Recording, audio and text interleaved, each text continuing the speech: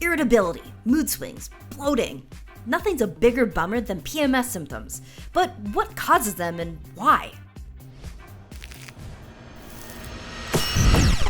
Premenstrual syndrome, or PMS, is a grab bag of physical and psychological symptoms, including depression, acne, cramps, fatigue, and more. Every woman's experience is different, but about 75% of women suffer from at least one PMS symptom each month. Things are even tougher for the roughly 5% of women with premenstrual dysphoric disorder. These women experience extreme PMS symptoms, which can interfere with their work, social lives, and relationships. Estrogen and progesterone are currently the usual suspects behind these symptoms, but scientists still don't have enough evidence to connect all the dots between hormones and PMS. It turns out that women who experience PMS and women who don't actually have the same amount of progesterone and estrogen in their blood. The women experiencing PMS are probably just more sensitive to these changes in hormones during the menstrual cycle.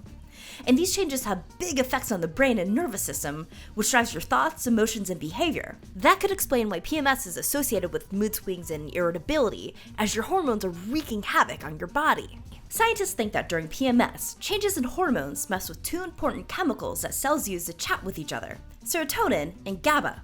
Serotonin is important for lots of brain functions, but we're going to focus on its leading role in controlling mood. At the microscopic level, progesterone and estrogen change how much serotonin is available to shuttle messages between cells.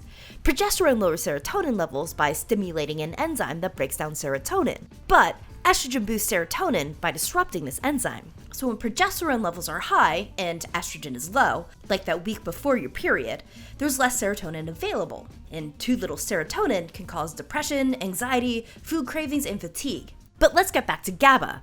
GABA is super important in regulating stress, anxiety, and alertness. Basically situations where excitable neurons are firing off. GABA acts like a chill pill for these neurons, calming them down so they fire less often. Normally, when GABA nestles into its own personalized receptor on a neuron's surface, it triggers tiny channels to open across the neuron's membrane. Chloride ions flow into the cell, and all that negative charge keep the neurons from firing. Now remember progesterone, one of our two PMS suspects that we mentioned earlier? In the ovaries and brain, progesterone is broken down into metabolites like allopregnanolone, aka aloe. When aloe is around, it improves the ability of GABA receptors to regulate mood. Reductions or increased tolerance to aloe are linked to higher stress and anxiety. Women who want to avoid these symptoms sometimes go on hormonal birth control, which smooths out the cyclical changes that can alter aloe and serotonin levels. But what causes PMS symptoms outside of the brain, like bloating and cramping and stomach pain? Scientists aren't sure, but they think the bloating could come from changes in a kidney hormone that affects water retention. And the pain could be a side effect of all those brain and mood changes that make you extra sensitive to sensations you can normally ignore. It turns out that PMS might also be affected by stuff outside of your body, like food you eat or stress. Scientists also suspect that cultural and personal attitudes play a role too, but that's a whole different story for another day. Got a topic you want us to cover? Let us know in the comments below. And hey, thanks for watching.